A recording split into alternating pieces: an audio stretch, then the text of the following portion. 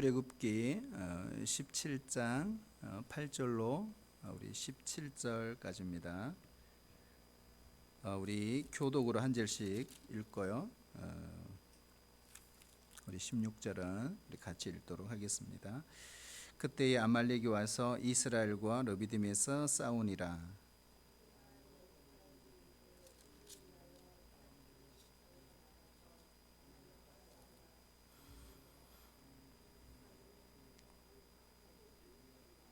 요수아가 모세의 말대로 행하여 아말렉과 싸우고 모세와 아론과 훌은 산 꼭대기에 올라가서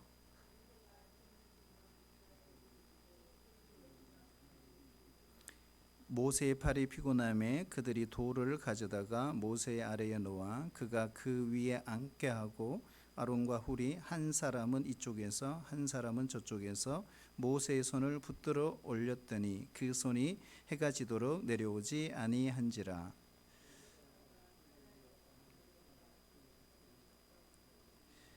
여호와께서 모세에게 이르시되 이것을 책에 기록하여 기념하게 하고 요수아의 귀에 외워 들리라. 내가 아말렉을 없이하여 천하에서 기억도 못하게 하리라.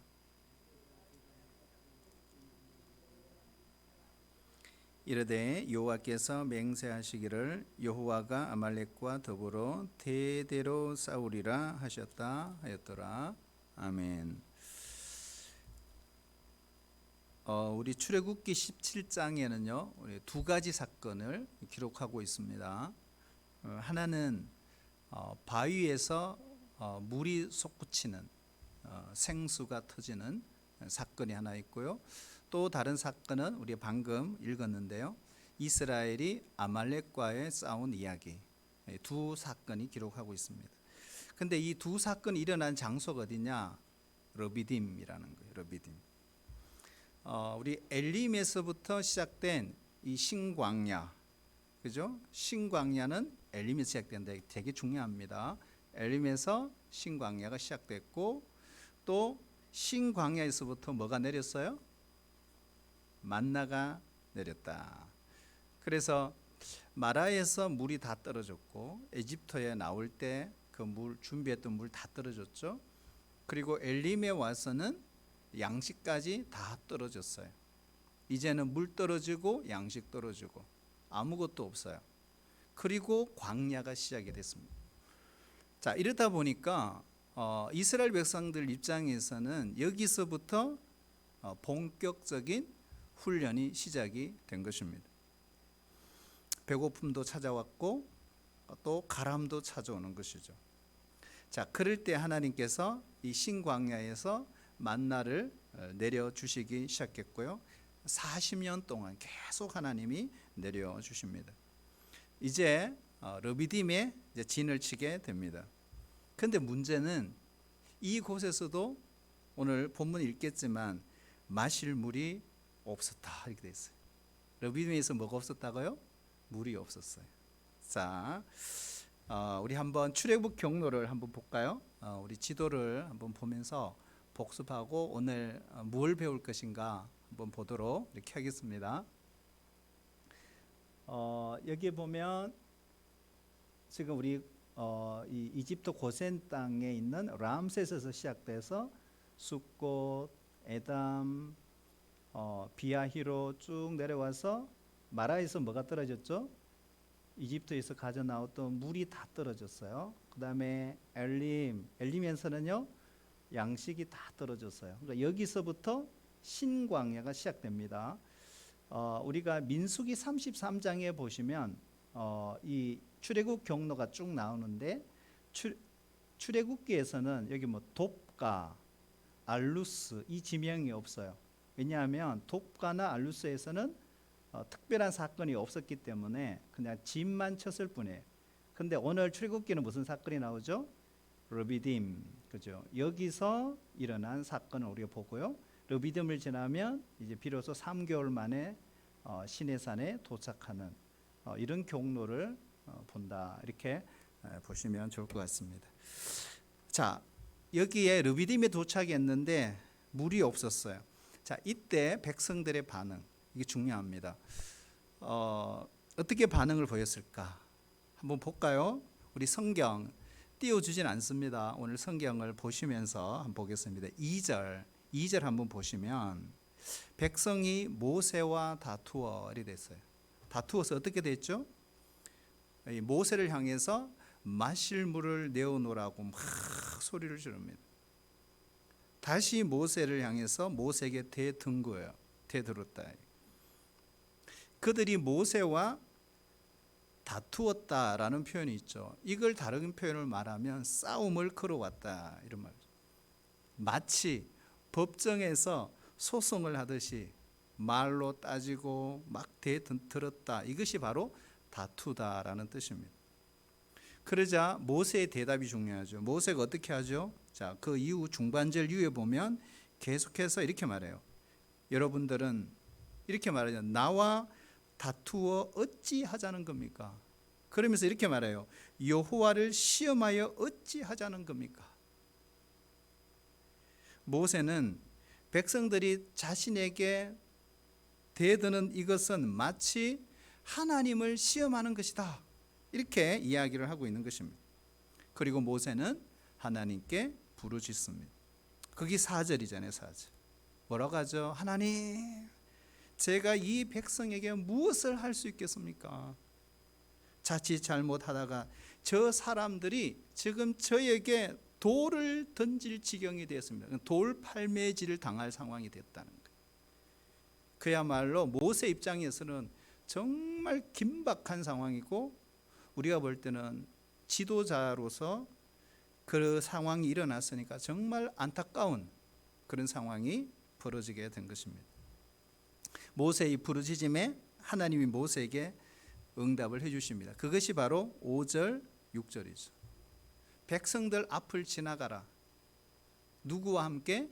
이스라엘 장로들과 함께.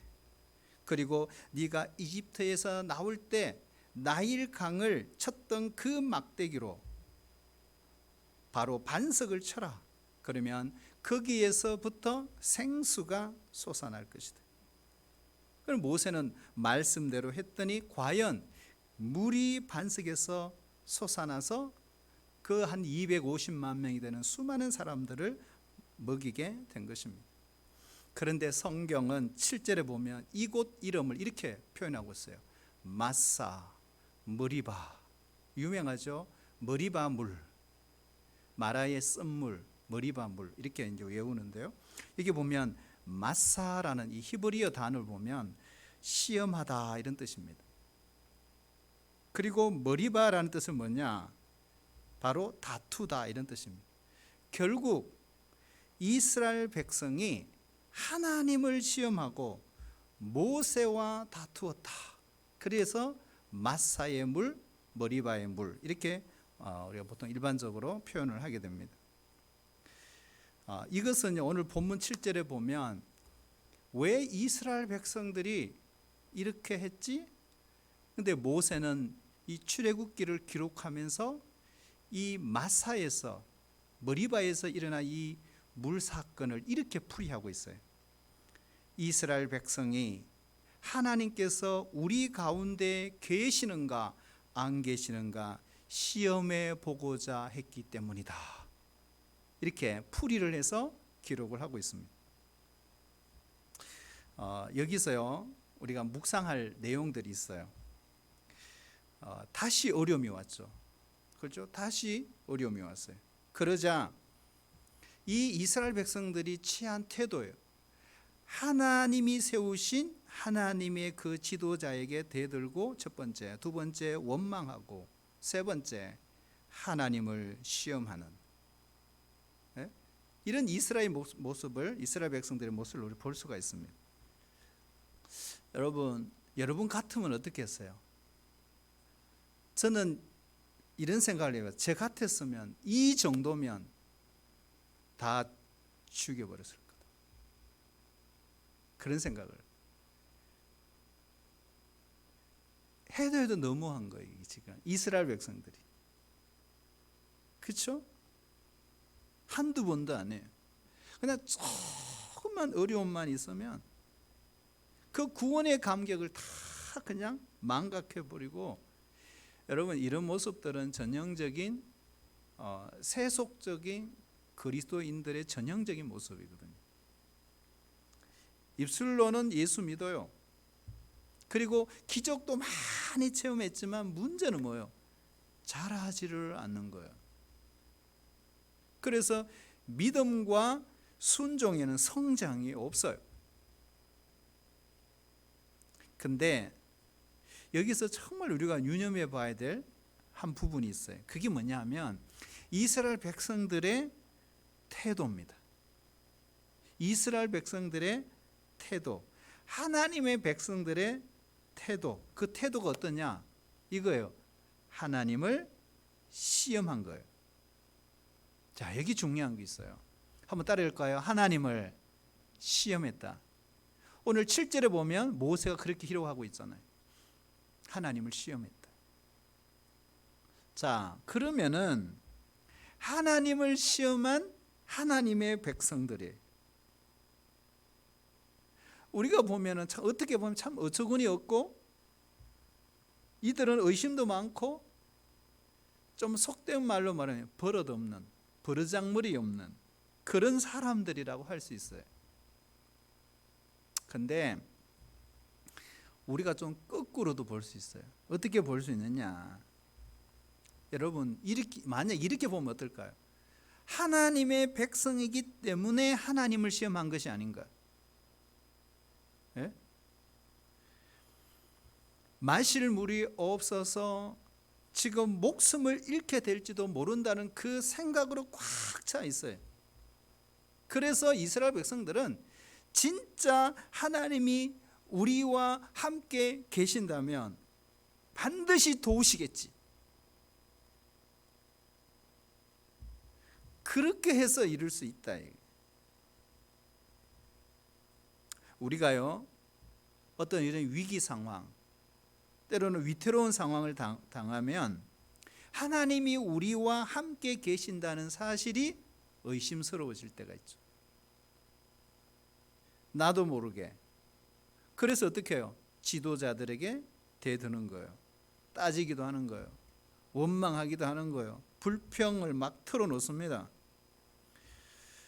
우리도 모르게 하나님을 시험하게 된다는 그 내용이에요. 그런데 하나님은 이스라엘 이 백성이 자신을 시험할 때 하나님이 어떻게 하셨냐 중요한 거예요. 기꺼이 그들의 시험을 당해 주셨다 이거예요. 그래서 필요한 마실 물을 다 공급해 주시는 거예요. 그런데 여러분, 우리가 이 말씀을 묵상하면서, 아, 그렇구나, 그래, 앞으로 하나님 시험해야 되겠어, 그렇게 또 묵상을 하고, 여러분 또 그렇게 하시면 안 돼요. 그렇죠? 여러분, 초신자, 우리 지난주에 초신자, 아직까지는 이스라엘 백성들이 초신자예요. 초신자니까 이걸 봐주신 거예요. 그거 아셔야 돼요. 근데 나중에는 어떻게 해요? 하나님이 안 봐주십니다, 여러분. 그게 가데스 바네아 사건입니다. 왜요? 시간이 흘렀어요. 세월이 흘렀어요. 많은 시간이 흘렀어요. 하나님께서 율법도 주셨어요. 너는 내 백성이다. 나는 네 하나님이다. 앞으로는 내가 법으로 너를 다스릴 거야. 이제는 달라지는 거예요. 그런데 그때도 이렇게 하고 있는 거예요. 그때는 어떻게 하나님이 진짜 40년을 가데스 바네아에서 38년 동안 가데스 바네아 살도록 뺑뺑이 돌려버립니다. 그 가데스 바네아 광야에서 살도록. 무서운 징계죠.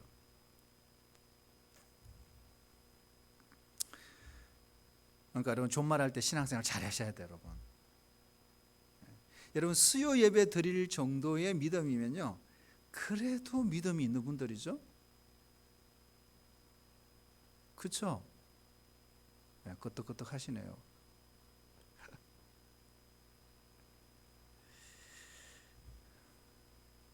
모세가 하나님께 부르짖은 것도 우리는 잊으면 안 돼요. 이런 위기 상황에서. 그래서 어쩌면 이 머리바 물 사건, 이 사건은 우리에게 위로가 되기도 합니다. 그리고 어떤 의미에 봐서는 하나님을 향한 하나님의 백성으로서의 어떤 희망을 갖게 하는 말씀일 수도 있어요. 그러나 언제? 초신자일 때. 우리가 마실 물을 반석에서부터 솟아나게 해 주시구나. 그렇죠. 하나님이 아무 말씀도 안 하세요. 그냥 다 들어주시잖아요. 자, 우리 두 번째 이야기가 르비딤에서 이제는 아말렉과의 싸움입니다. 그런데 오늘 본문에 보면 무엇 때문에 싸운지는 알 수 없어요. 그 기록이 없어요. 하지만 우리가 짐작은 할 수 있어요. 바로 이 르비딤은 광야입니다. 여러분, 광야에서는 가장 필요한 게 뭘까요? 물이겠죠. 물. 말하자면 오아시스죠. 오아시스. 그리고 가축들을 먹이니까 또 목초지도 필요한 거죠. 그러니까 분명히 아마 그런 이유 때문에 이런 전쟁이 벌어졌을 가능성이 높아요. 르비딤 계곡이거든요. 르비딤 골짜기예요. 그래서 오늘 이 이스라엘과 아말렉 족속과의 싸움이 어디서 벌어졌느냐, 지형을 알아야 돼요. 그러면은 이 아말렉 전투가 어떻게 해서 승리를 가져왔는지를 우리가 잘 이해할 수 있어요. 우리 르비딤 계곡 한번 볼까요? 여기에 보면요, 이 지금 르비딤이 광야임에도 불구하고 저기 보면 나무들이 많이 자라나 있잖아요. 그래서 신광야에서 오아시스가 가장 큰 오아시스, 가장 풍성한 오아시스가 르비딤에 있어요. 왜요? 저만큼 광야인데도 불구하고 나무들이 저렇게 많이 자랐다는 것은 오아시스가 엄청 크다는 것. 그래서 충분히 물 때문에 싸움이 벌어졌을 가능성이 높아요. 그리고 또 한 가지가 있어요. 이 르비딤은 골짜기입니다. 그거 기억하셔야 돼요. 골짜기예요. 계곡이에요. 그러면은 여러분, 넓은 평지에서 싸우는 것하고 좁은 골짜기에서 싸우는 것은 정말 다른 거예요. 그렇죠. 여러분, 싸우면 누가 이길까요? 예? 보통 학자들은 이렇게 이야기합니다. 저 르비딤 골짜기 그 계곡에는 한 번에 들어갈 수 있는 군사의 숫자가 한 1000명 이렇게 이야기합니다. 근데 여러분, 이스라엘 싸울 수 있는 장정이 몇 명이라고 했죠? 이스라엘 장정 60만이에요. 그런데 여러분, 아말렉 족속은 광야에서 사는 유목민이에요. 그러니까 아주 거치는 그 땅에서 싸움도 너무너무 잘해요. 그러면은 60만 장정하고 예를 들어서 1000명의 아말렉 군사하고 싸우면 누가 이기겠어요? 누가 이기겠습니까? 1000명이 이기는 거예요. 이거는 여러분, 많다고 이기는 게 아니에요. 계곡이라는 걸 기억하셔야 돼요. 르비딤 계곡, 르비딤 골짜기.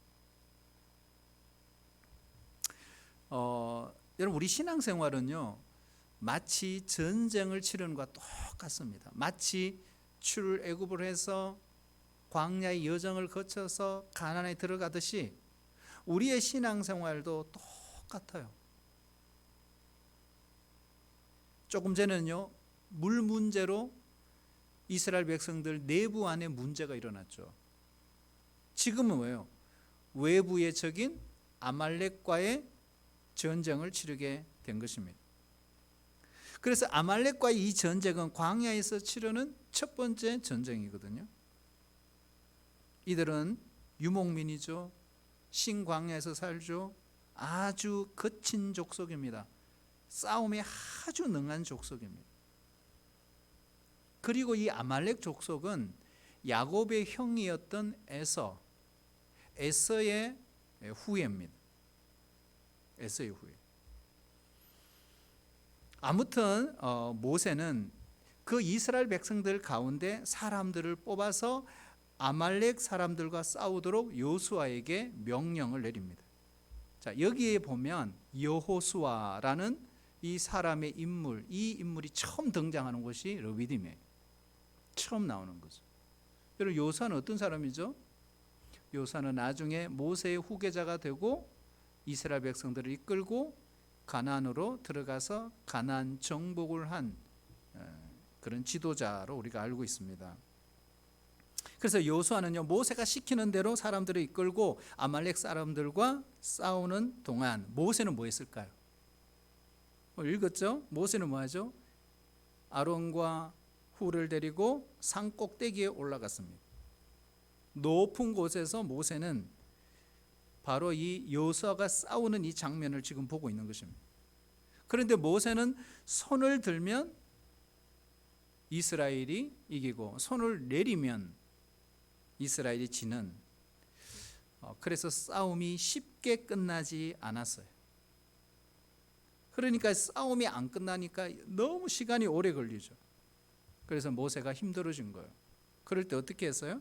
함께 산 꼭대기에 올라갔던 아론과 훌이 모세를 돌 위에 앉히고 그들이 양팔을 양쪽에서 떠받쳐 줍니다.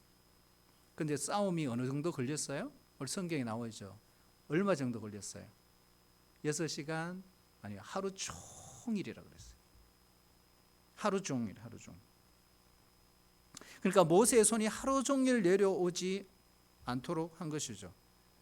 결국 이스라엘이 아말렉을 쳐서 이기게 되는 것입니다. 그래서 이걸 기념하여 세운 제단을 오늘 성경에 보면 여호와 니시라 그랬대요. 여호와는 나의 깃발이다, 이렇게 했습니다. 근데 여러분, 이 전쟁은요, 이스라엘이 이길 수 없는 전쟁입니다. 도저히 이길 수 없는 전쟁. 그런데 이겼어요. 그래서 여호와 니시라 그러는 거예요. 그러니까 이 아말렉과의 전쟁은 하나님이 친히 싸워주신 전쟁이다. 그게 바로 여호와 니시다.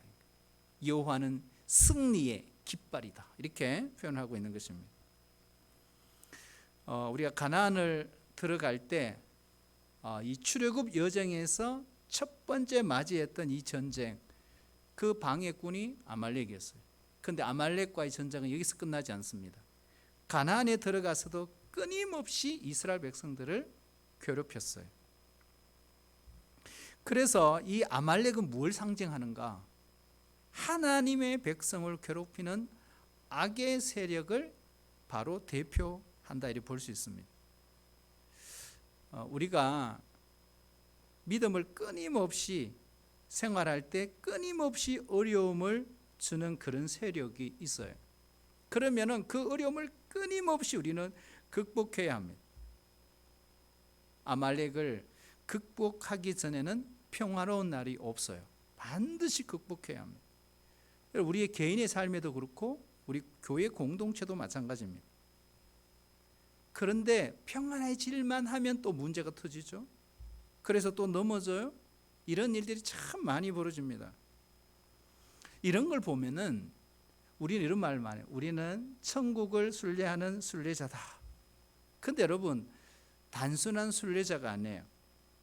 전쟁을 치르며 가야 하는 순례자입니다. 그래서 크고 작은 전투들을 치르면서 계속 가야 하는 겁니다.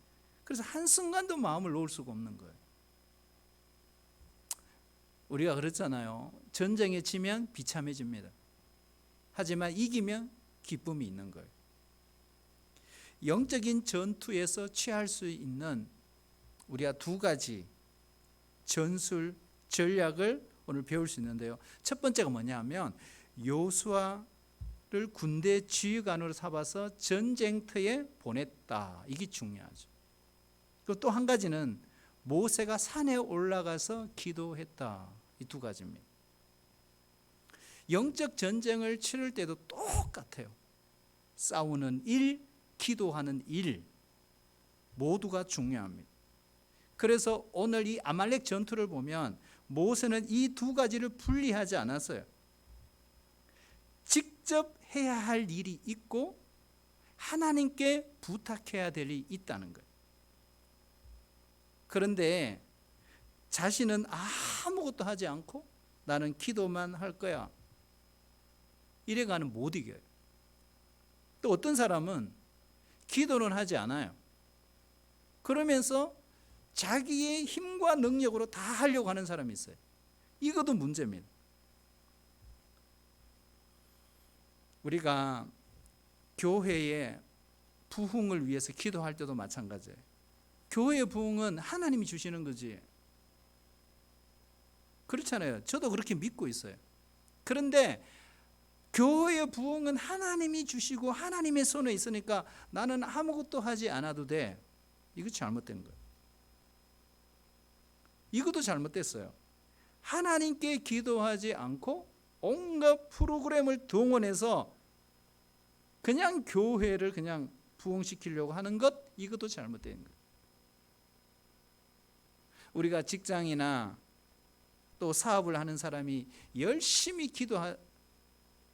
기도하면서도 내가 열심히 직장과 사업을 돌보지 않는다, 이것도 문제예요. 여러분, 학생은 어때요?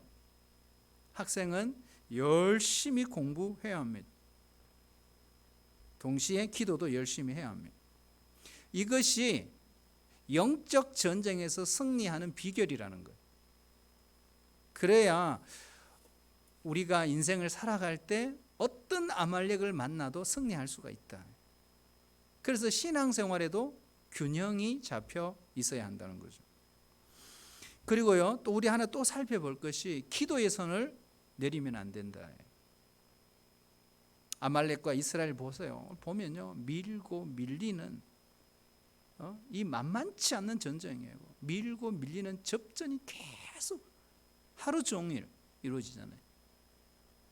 이때 관건은요, 모세가 손을 들고 기도하느냐 기도하지 않느냐가 중요하다는 거예요. 우리가 성경을 보면요, 손을 든다는 것은 의미가 있어요. 우리가 기도할 때 우리 두 손 들고 기도합시다 이래 하잖아요. 손을 왜 들까? 여러분, 손을 왜 들까요? 성경에 보면 일어서서 손을 들고 하나님을 향해서 기도하라 이렇게 돼 있거든요. 여러분, 손을 든다는 의미는 뭘까요? 뭐 우리가 찬양할 때도 막 하나님 이름 높이면서 찬양하고 이렇게 하잖아요. 근데 기도할 때 손을 든다는 것은 항복을 의미합니다. 이게 무슨 말이냐? 하나님, 나로서는 할 수 없습니다. 모든 것은 주님께 달려 있습니다. 이 전쟁의 승리는 우리 하나님께 있습니다. 이 고백이 바로 뭐예요? 손을 들고 기도하는 것입니다. 모세는 지금 전쟁터에서 멀리 떨어진 산 위에 있습니다. 그러나 보이지 않는 곳에 있는 바로 이 모세를 통해서 전쟁의 승패가 갈라진다. 눈에 보이지 않는 것이 눈에 보이는 그런 우리의 삶의 모든 영역을 결정한다. 그리고 또 하나 우리 기억해야 될 것이 있어요. 눈에 보이는 싸움이 있듯이 눈에 보이지 않는 싸움도 있구나 하는 것입니다. 전쟁은 오늘 여호수아가 하고 있어요. 하지만 모세의 기도 없이는 이 전쟁을 이길 수가 없다. 그래서 기도의 힘, 이게 중요하다. 기도의 힘. 우리가 교회 사역, 그리고 가정 사역, 우리 개인 사역, 순 사역, 모든 훈련 사역, 양육 사역, 이런 모든 사역이 가능한 것은 눈에 보이지 않는 기도 때문입니다. 여러분, 기도가 약하면 안 돼요. 특히 리더가 기도가 약하면 안 돼요. 우리가 전쟁에서 승리하려면 반드시 이 기도의 자원이 있어야 돼요. 기도의 자원이 바닥이 나면 힘들어요. 근데 여러분, 기도가 쉽던가요? 어렵던가요? 기도가 쉽지 않아요. 해보시면 알지만 기도가 쉽지 않아요. 여러분, 성경 1시간 읽으세요. 이게 좋아요. 기도 1시간 하세요. 이게 좋아요. 여러분은 성경 1시간은 읽을 수 있겠죠. 근데 기도 1시간 하세요. 할 수 있겠어요? 쉽지 않습니다, 여러분. 기도는 쉽지 않아요. 오늘 12절 보세요. 모세도 마찬가지예요. 모세의 팔이 피곤함에 모세가 기도하면 승리하는 줄 알지만 피곤한 거예요. 팔이 내려오는 거예요. 모세는 죽기 전까지 눈이 흐리지 않고 기력이 쇠하지 않았다 그랬어요. 그런 모세가 지금 팔이 피곤해서 힘들어요. 그런데 재미있는 것은 전쟁에 나가서 칼을 들고 최전방에서 싸우고 있는 여호수아는 피곤했다는 말이 없어요. 전쟁에서 싸우는 것보다 기도가 훨씬 힘들다는 거예요. 많은 사람들이 기도하죠. 근데 왜 실패할까? 여러분, 기도에 왜 실패할까요? 왜 역사가 일어나지 않을까요? 기도의 팔이 내려왔기 때문에. 여러분, 피곤하다고 기도 그만두면 안 된다. 기도하는 손을 내리는 순간 싸움에서 진다 하는 걸 기억해야 합니다. 여러분, 기도했다면요, 끝장을 봐야 합니다. 언제까지? 승리할 때까지. 우린 그걸 뭐라 그러죠? 기도의 근성이다 그래요. 세상은 만만치 않습니다. 이 만만치 않는 인생이 없기 때문에 우리 신자들은 누구든지 기도의 팔을 내리면 절대로 안 되는 거죠. 여러분, 우리가 코로나 시대에 살면서요, 더 주님 찾고 더 주님께 부르짖어야 되거든요. 사실은 더 하나님 은혜가 필요할 때잖아요. 그런데 숨어버리잖아요. 조용하면은 돌아오겠다고. 우리가 힘들면 힘들수록 주님의 도움이 더 필요한 거예요. 여러분, 기도하지 않는 교회가 어디 있어요? 다 기도합니다. 그렇죠? 다 기도합니다. 그런데 문제가 있어요. 기도의 동력이 떨어져 버렸다.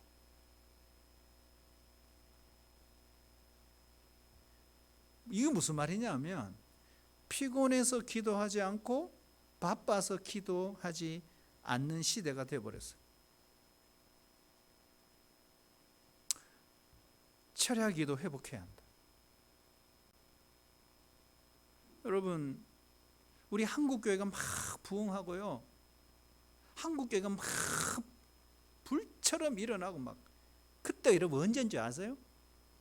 철야기도 할 때였어요. 산기도 할 때거든요. 뭐 그 사람들이 집에 놀았느냐? 그렇지가 않아요. 밤을 새우고 철야기도 하고도 출근하고, 어떤 사람은 철야기도 하고 바로 출근하고 그렇게 했었어요. 그렇다고 막 힘들고 못하고 이런 게 아니에요. 매주 철야기도예요. 매주 철야기도. 예? 밤을 지새웠잖아요. 그런데 이 기도의 동력이 다 떨어져 버린 거예요. 그러니까 이 야성이 없어져 버린 거거든요. 밤을 새워서 이슬을 맞으면서, 예? 하나님 앞에 엎드리고 토굴에 들어가서 기도하고 그 차가운 바닥에서 무릎 꿇고, 여러분, 그래서 기도는 전투죠. 기도는 전투예요. 그냥 편안하게 그냥 따뜻한 바람 나오는 데서 앉아가 졸다가 이런 게 아니란 말이에요. 기도는 전투란 말이에요. 전투. 기도의 자리는 보이지 않는 전쟁터입니다. 그래서 전쟁의 성패를 좌우하는 것은 기도의 자리다. 우리 예수님도 그랬잖아요. 겟세마네 동산에서 땀방울이 핏방울이 되도록 기도하신 우리 주님의 모습도 그런 거예요. 여러분, 그 예수님 2000년 전 예수님이 그 당시 기도하셨던 겟세마네 동산은 전투의 자리였어요. 왜요? 예수님도 거기서 전투했고 로마인 그리고 유대 지도자들이 단합해가지고 예수를 십자가에 매달아 죽이려고 총 공세를 펼쳤던 최고의 격전지가 겟세마네입니다. 그래서 주님이 이곳에서 목숨을 걸고 기도하신 거죠. 그래서 기도의 성부를 거는 게 정말 중요하다는 거죠.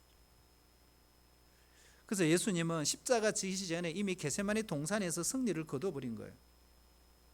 올린 팔이 피곤해서 바빠서 금방 우리는 손이 내려와 버리는, 기도를 중단해 버린다. 그래서 우리가 기도해도요, 기도 불이 붙기 전에 자리에 일어나 버리는 거예요. 그러니 승리하려면 기도에 불이 붙어야 되거든요. 그러니까 붙기 전에 일어나 버리니까 중단돼 버리는 거예요. 그래서 기도는 절대로 쉽지 않다. 쉽지 않다. 여러분, 기도의 선을 절대로 내리지 않기를 축복합니다. 우리의 가정에도 보면 기도의 손을 들고 있는 사람이 있어요. 기도의 손을 들고 있는 사람이 있어요. 그러니 그 가정에는 별일 다 일어나도 하나님이 보호하세요. 살아납니다. 그 가정은 한 사람 때문에, 기도의 손을 들고 있는 그 한 사람 때문에 그 가정을 하나님이 살리세요. 교회도 똑같아요. 교회도 기도의 손이 내려오면 안 돼요. 기도하는 그 한 사람 때문에 교회가 살아나는 거거든요. 그래서 기도의 동력자가 필요한 거예요. 모세 혼자 기도했으면 실패했습니다. 그런데 하나님이 아론과 훌을 붙이신 거예요. 기도의 동력자가 필요한 겁니다. 그만큼 기도가 힘들다는 것입니다. 여러분, 목사도요, 혼자 기도 못해요. 기도하기 쉽지 않습니다. 그래서 예수님도 두세 사람이 내 이름으로 모인 그곳에 내가 너희와 함께 있으리라. 여러분, 기도하는 공동체는 강력합니다. 그러나 기도하지 않는 공동체는 허물어져 버려요. 혼자 기도하지 말고 아론과 훌을 찾아야 합니다.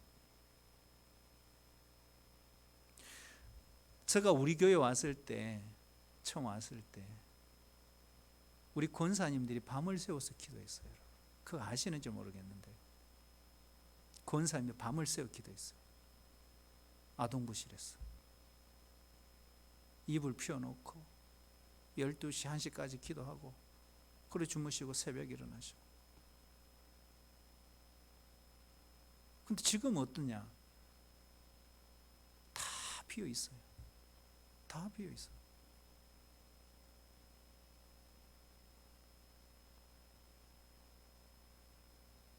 교회를 지키면서 밤을 새워 기도했던 것은 아득한 옛날 추억이 되어버린 거예요. 새벽에도 기도하시고 수요예배도 기도하시고 매일 저녁 오셔서 기도해야 합니다.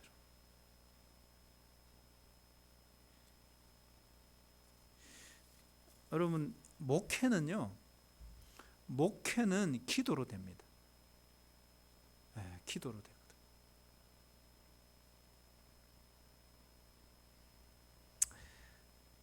기도하지 않으면 안 된다. 기도 안 하면요, 가능한 것도 안 됩니다. 희한하죠? 기도하지 않으면 될 일도 안 된다. 어떤 사람은 이렇게 말합니다. 기도해도 안 되던데요. 여러분, 기도해도 안 되던가요? 왜 안 될까요? 왜 안 될까요? 이유가 있어요. 저는 이렇게 묻고 싶어요. 과연 얼마나 기도했을까? 얼마나 기도했을까?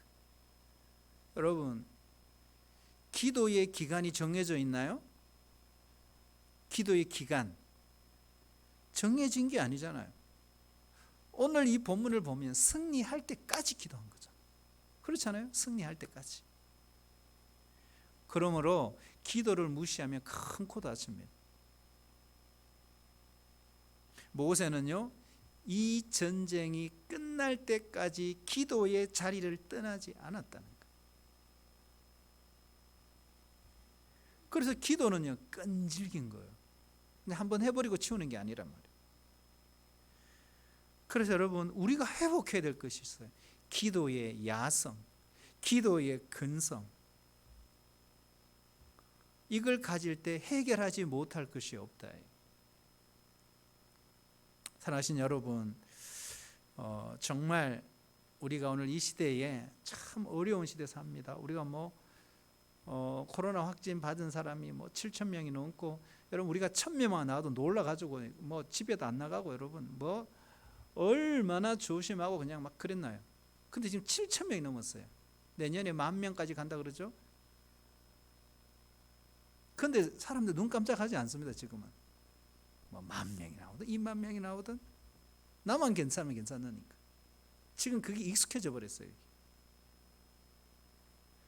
이 어려울 때 우리 다시 기도해야 합니다. 그리고 하나님 앞에 엎드려야 됩니다. 그래서 우리의 기도를 통해서 우리의 가정이 살고 우리 교회가 살고 이 나라와 민족이 살아나게 될 줄로 믿습니다.